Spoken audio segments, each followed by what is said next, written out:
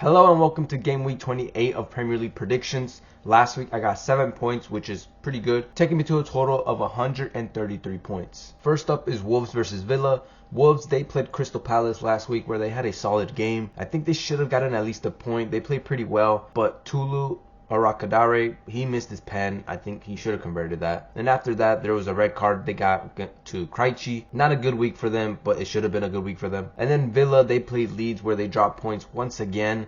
Eventually, they will be slipping out that top four, in my opinion. They did have a good game, though. I do think they deserved at least a point, which they did get. And then Abraham gets another goal. That's back-to-back games now where he gets a goal. But for this matchup, when these two meet at the Molineux, Wolves usually pick up a win, actually. They got in 3 out of the last 5 games as a win. So this should be tough for Villa, especially because Villa is missing a couple of their midfielders. And I want to go for a draw. But Wolves has just...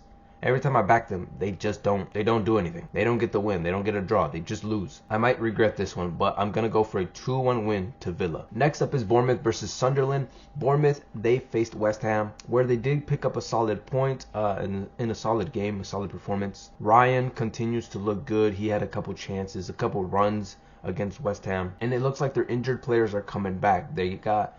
I think Brooks came back for this game. I'm pretty sure he was injured. Tyler Adams was back for this game. And I think Clivert or Tavernier, one of them, I forget. But overall, they had a good game, and then Petrovic was the man of the match, getting a couple saves there, and it looks like he's getting better, so that's another positive for them. And then Sunderland, they lose to Fulham at home once again, so that's 2 back-to-back losses at home. And I don't understand why they're just falling off a cliff right now, just because of Xhaka missing. You can't really rely just on one player, I don't know. But in saying that, Xhaka is back, he's fully fit now. And I also do like the look of Angulo, their left wing. He looks pretty exciting, youngster there, so that's another positive for them. But a negative here is that Mukiele is injured, or he at least picked up an injury in the game, potential to miss this one. But for this matchup at the Vitality, I feel like Sunderland, they have been dropping too many points. They're going to try to solidify, the back line. They're going to try to sit back since they are away from home, and Bournemouth is going to go all out action. Most likely that's what's going to happen, but I don't see much splitting the two teams, especially with Xhaka back in the team. He is a big game changer for them. So I'm going to say this is going to end in a 1-1 draw. Next up, we have Liverpool versus West Ham. Liverpool, they faced Forest where they did struggle a little too much than what we expected, or at least I expected. I believe they got extremely lucky with their goal, last minute rebounds. I honestly don't remember the goal, but they weren't good enough to win the game. So yeah, not a good game from Liverpool. Also, last thing, Gakpo, why is he starting? No one knows, not their fan base, not, neutrals, not even Slot knows why he keeps starting him, when Rio is right there. Rio is an exciting youngster. He has shown glimpse of what he can do. Gakpo hasn't shown anything this season. As for West Ham, they faced Bournemouth in a game that was very exciting but ended in a 0-0. I do believe that game deserves some goals, like I expected. Somerville, great game from him. I feel like he was their main man, getting runs against Bournemouth, a couple shots off as well. But I think it's a decent point, especially where West Ham is in the league right now. They'll take points from wherever. But when these two teams face at Anfield in the Prem, Liverpool has won the last 5 games they have encountered.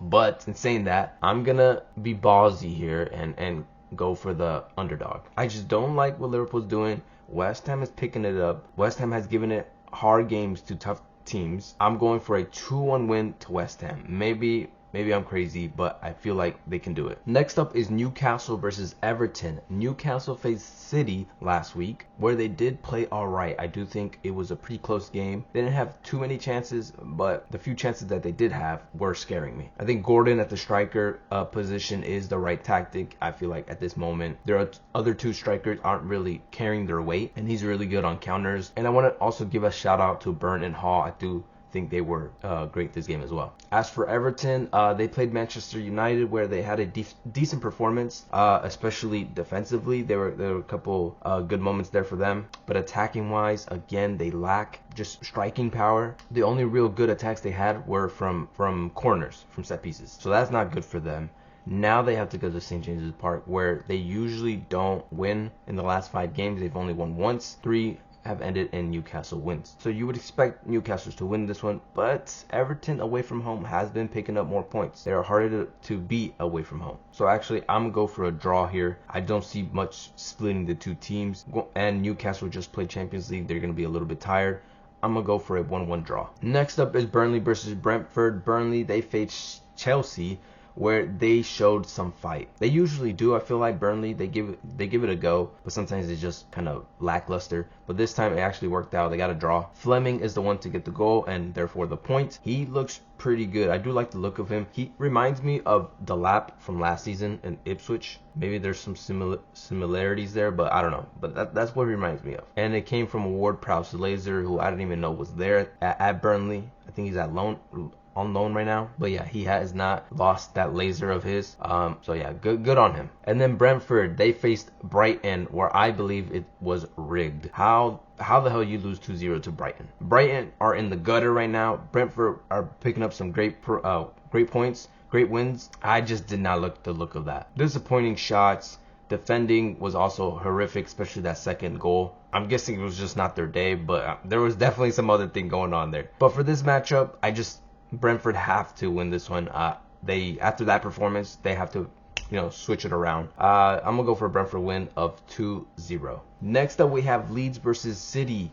Leeds, they faced Aston Villa, and they had another good performance. They ended up getting a point against Villa at Villa Park, and that point came through Statch, who I did mention last video for this game that he was going to be missing, but apparently he started and he got the goal. And I do think they're going to stay up now. I think they are close to the relegation zone, but I think they have enough to stay up. As for City, they had a decent game against Newcastle. We had some scares there, here and there, but I think overall we deserved the win. 2 goals there from O'Reilly. Incredible stuff from him. He is so versatile. Left back, center mid. I think he could play cam, center attacking mid.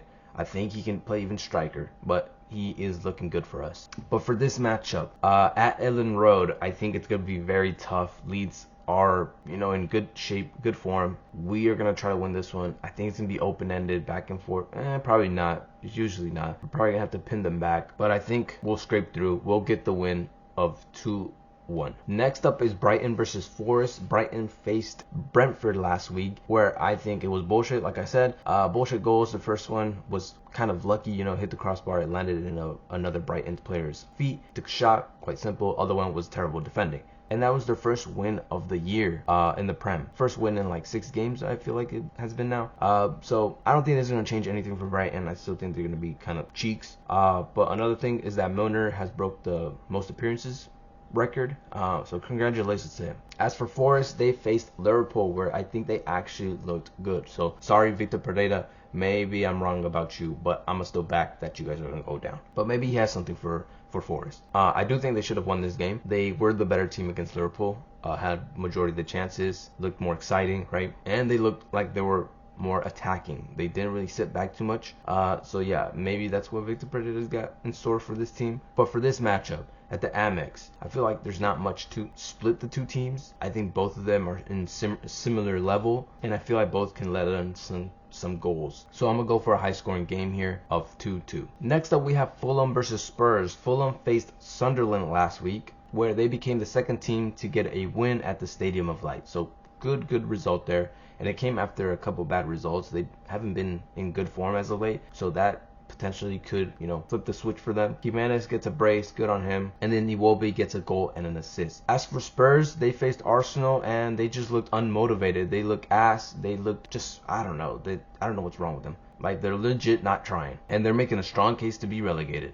I feel like it's either them or Forest at this point. And for this matchup, when these two teams face at the Craven Cottage, Fulham has picked up the 2 most recent wins. The other 3 behind that were Spurs. So it's a pretty split in who gets the points. But in terms of form, well, Fulham hasn't been that great. But after that win, I mean, you can't look for a Spurs win.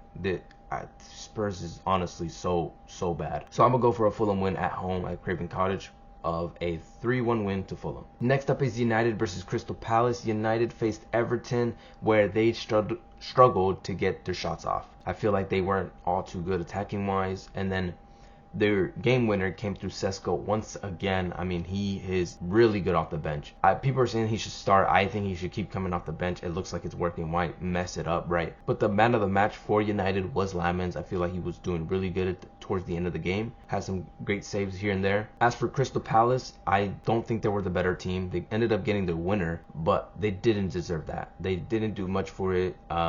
Which is pretty disappointing, right? It's Wolves. Gesson is the one to get the goal on loan from Villa. So yeah, I did not like that from Crystal Palace. Now they have to go to Old Trafford. I think United should have a lot more easier game here compared to Everton and West Ham previously. So I think United's going to win here 2-0. Next up, and the last game of the game week, we have a big one, Arsenal versus Chelsea. So Arsenal, they faced Spurs and dominated. I mean, it wasn't pretty, was it? Eze, again, abuses Spurs. I don't know what's up with him in Spurs. And then Gyökeres scores on another small team. He gets a brace. Both of them do. They had a few defensive blunders. The Rice one, I feel like that Gabriel dive was embarrassing. I mean, I don't know how that was given as a foul, but they had some blunders. They are starting to fall off a bit in terms of defending, but they continue to win their games. As for Chelsea, they face Burnley in another disappointing game, back-to-back weeks now.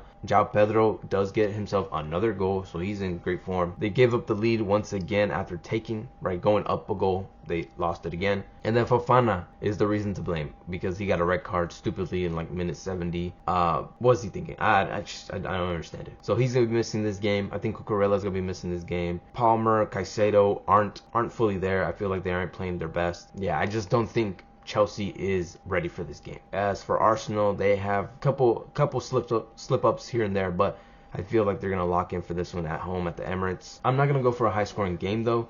I don't see many goals in this one. So I'm actually going to go for a 1-0 win to Arsenal. So those are my predictions for Game Week 28. Tell me what you guys think in the comments. Leave a like, subscribe, and peace.